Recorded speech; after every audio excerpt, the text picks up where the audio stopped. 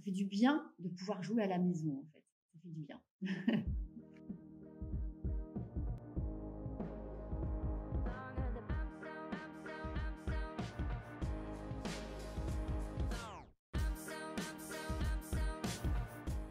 On a créé une adaptation du Fantôme de Canterville d'après Oscar Wilde.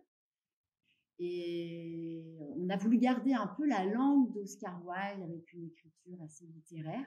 Il avait un côté moderne et donc nous, cette modernité, on l'a mis au goût du jour et on n'a pas hésité à rajouter de la musique, du chant, de la danse, de la pop anglaise. Et donc on a un pianiste live qui joue tous les morceaux, des standards de la pop anglaise. À la base, il y a deux vraiment personnages principaux, le fantôme qui ne cesse d'effrayer tout le monde dans son manoir, et une famille d'Américains qui est représentée par Mr. Otis. Et donc j'ai gardé le fantôme, mais j'ai gommé Mr. Otis, et j'ai gardé pour le coup Mrs. Otis. Et donc avec les standards qu'on a mis en place de pop anglaise, c'est tous les parents en fait qui s'y retrouvent parce qu'on a un peu repris les musiques de la génération des parents.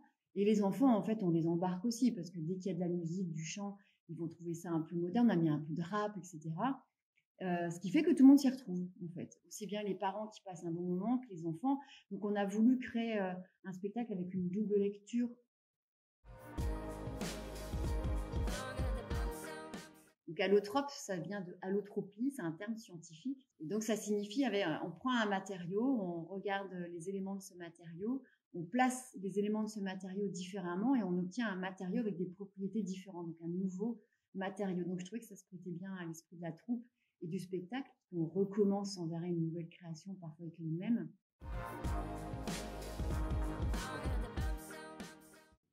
Ben oui, parce qu'Arnaud, c'est mon frère dans la vie. Donc il est pianiste, moins comédien.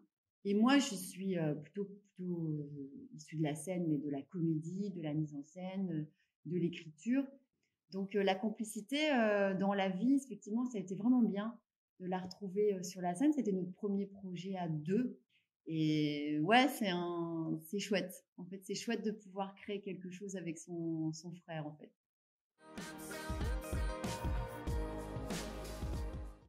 Donc on est dans le Douaisis, on est plutôt en cœur d'Ostrevent et j'avais fait le pari de laisser la compagnie dans une zone plutôt rurale ou loin des grands centres du spectacle type Lille voire Valenciennes, en me disant il y a moyen de faire des choses aussi dans les zones plus reculées.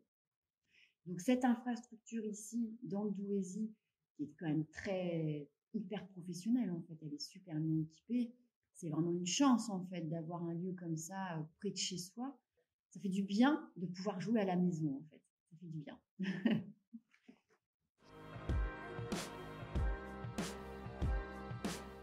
J'ai vu qu'il y avait un appel d'offres à Douai, près de Douai, sur l'idée de donner un coup de pouce à une compagnie.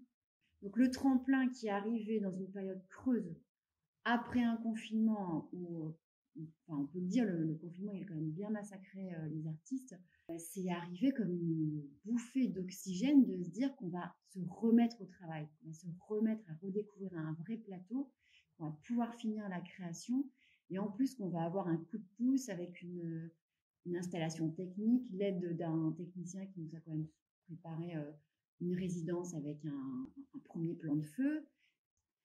Donc c'est un beau partenariat en fait pour nous. C'est un beau partenariat pour une compagnie locale qui était en création, qui a été un peu abîmée par le Covid. Ça nous remet vraiment sur un tremplin comme son nom l'indique.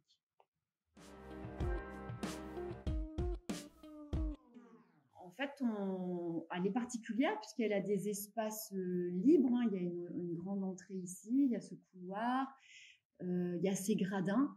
Donc, quand on s'est installé ici en résidence, on s'est dit, on va adapter notre spectacle au lieu. Il disait, les femmes ne peuvent pas accéder à Dieu, elles n'ont pas assez de hauteur, mais elles ont un escabeau qui leur permet de s'élever pour aller laver les carreaux. Donc c'était affreux en fait le langage qu'il avait à propos des femmes. C'est pas les femmes qui l'attaquaient en fait, c'est la société de l'époque qui plaçait les femmes dans un rang d'épouses et de mères. Et en fait, il a jamais accepté cette image de la femme. Donc moi, j'ai plutôt tendance à dire que c'est vrai, il avait des propos très misogynes vis-à-vis des femmes, c'était affreux, mais je pense que c'est plus la société qui plaçait la femme dans ce rang-là qui le refusait. Voilà, donc du coup, quand j'ai monté le projet, je me suis dit, bah tiens, on va remettre cette modernité, parce que c'était quelqu'un de très avant-gardiste, on va remettre cette femme au goût du jour. Finalement, Mrs. Otis, c'est un peu l'image de sa mère, quoi. C'est une femme de tête. Et voilà, le résultat, bah, on ne sait pas si ça s'appelle Oscar Wilde, mais bon, s'il est là-haut, qu'il voit qu'il y a eu un effet rock, je pense qu'il aurait aimé.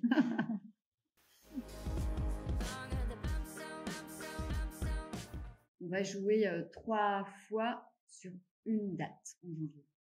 Ouais, on a 2 scolaires une le matin, une début d'après-midi et une tout public le soir pour finir en beauté. C'est parfait.